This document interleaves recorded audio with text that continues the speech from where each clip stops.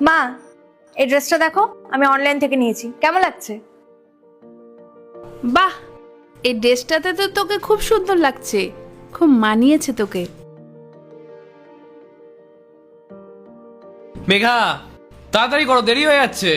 হ্যাঁ আসছি। চলো যাওয়া যাক। মা, আমরা না রাহুলের অফিস পার্টিতে যাচ্ছি, আর রাতের খাবারটা আমি রান্না করেই রেখেছি, আপনি শুধু একটু গরম করে খেয়ে নেবেন। আর আমি যদি তাড়াতাড়ি ফিরি তাহলে আমিই গরম করে দেব, ঠিক আছে মা? বাকি সব তো ঠিক আছে, কিন্তু কেমন ড্রেস পরেছো তুমি? তুমি কি ভুলে গেছো যে তুমি শ্বশুর বাড়িতে আছো? আমাদের বাড়ির মান সম্মান আছে তো, আর তুমি এই ড্রেসটা পরে বাইরে যাবে? মা, আপনি এভাবে রাগ করছেন কেন? আমরা তো পার্টিতে যাচ্ছি, আর পার্টিতে তো সবাই এরকম ড্রেসই পরে। আমি কি সেখানে শাড়ি আর চুড়িদার পরে যাব?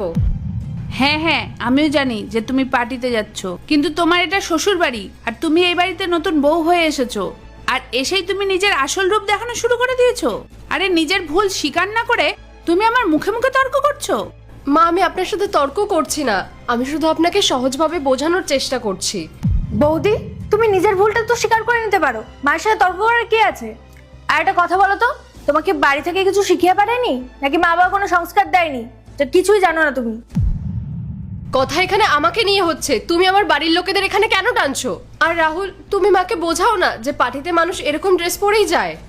চুপ করো, নিজের ফালতু কথা বলাগুলো বন্ধ করো।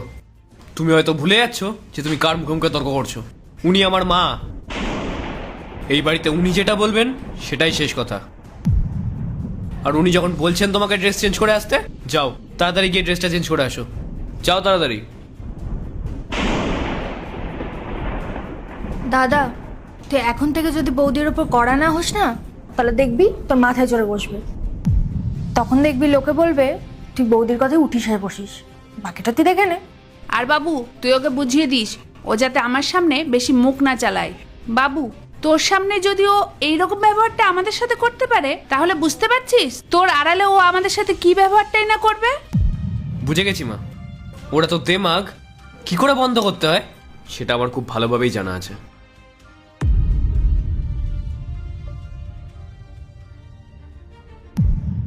দেখো বৌমা, তুমি আজ যা করলে অনেক বড় ভুল কাজ করেছো। তুমি একটা কথা কান খুলে শুনে রাখো, এই বাড়িটা হচ্ছে আমার, আর আমার কথাই হবে শেষ কথা। তোমাকে আমার কথা মতোই চলতে হবে, আর যদি তুমি এটা পারো তাহলে তোমার জন্যই মঙ্গল। আরে মা, ছাড়ো তো, বৌদি পুরো মুডটাই খারাপ করে দিল। তুমি বলো তো আমার ড্রেসটা কেমন লাগছে? আরে তোর ড্রেসটা তো দারুণ, আর আমার মেয়ে এত সুন্দর, তোর সমতুল্য কেউ হতে পারে নাকি? তোর পছন্দ অপছন্দ না একেবারে আমার মতন। থ্যাংক ইউ মা। আর বৌদি, তোমার না মায়ের সাথে ওইভাবে তর্ক করা একদম উচিত হয়নি। যাই হোক, বাদ দাও, যা হওয়ার হয়ে গেছে। এবার বলো আমার ড্রেসটা কেমন লাগছে? কি হলো, চুপচাপ দাঁড়িয়ে আছো কেন? আমার বন্ধু তোমাকে কিছু জিজ্ঞেস করছে, ওর কথার উত্তর দাও।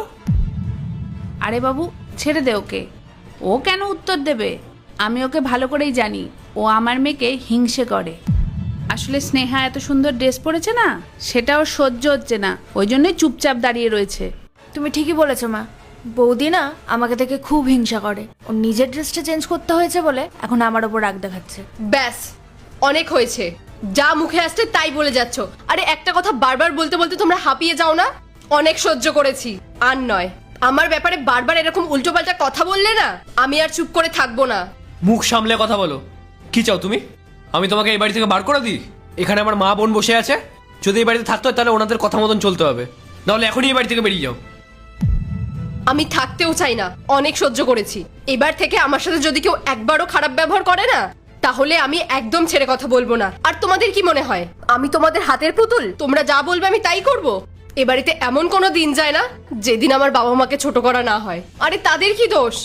আর মা, আপনি নিজের মেয়েকে একটু বোঝান, আর নিজেও একটু বুঝুন।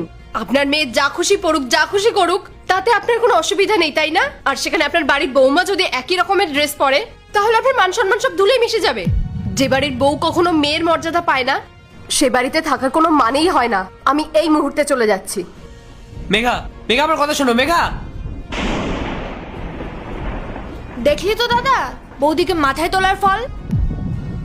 ও আসলে এভাবেই আমাদের ছোট করতে চেয়েছিল।